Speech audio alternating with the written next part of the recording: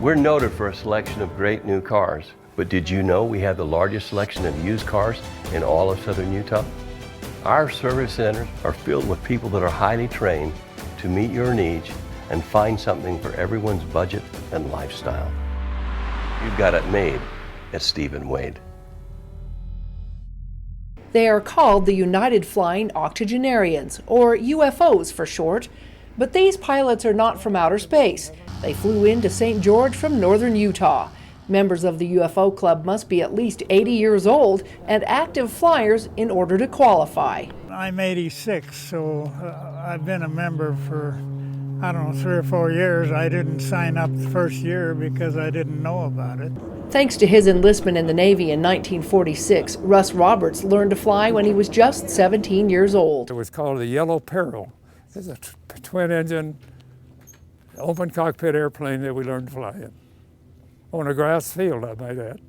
Roberts and his pilot club friends took a tour of the Air Museum in St. George in reminiscence of the good old days. This particular T-33 is a Canadian T-33, which is different than American T-33. The turbine wheel of the engine had a tendency to have the blades fly off. So that red stripe was for ground personnel, not to stand in line with the red stripe. And you got to come back out here, generally generating 400 hertz plus or minus 1 hertz. A lot of this hardware dealt with, and so it's kind of reliving the past with fond memories. Many of these pilots began their flying careers during World War II and the Korean War. And went on active duty and then spent 28 years in the reserve, taking care of airplanes, C-46s, C-119, C-124s. So I learned to fly on my own in 1957. After taking turns sitting in the cockpit of this Russian MiG. How's it feel being there? Oh, I love it. I love it. The octogenarians called it a day. I'll just throttle up and we'll go, huh? Okay, punch it. There.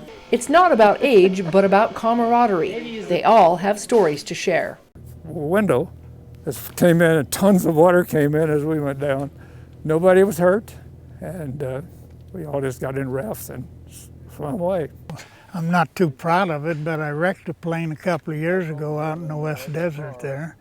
It was on the TV news, but thankfully they didn't say my name. So I was 15 years old, soloed when I was 16, and the thing that I enjoyed is that freedom. Once you get off the runway and you get up in the air, you have that sense of a bird. You do wherever you want, you fly wherever you want. And the fun part for me as a youngster was every kind of attitude. It was like having your own roller coaster built in. And for those who may just dream to fly, Ross said, There's a saying that applied to me, I think.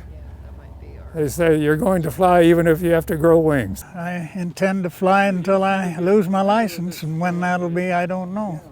From the St. George Airport, Melissa Anderson, KCSG, St. George News.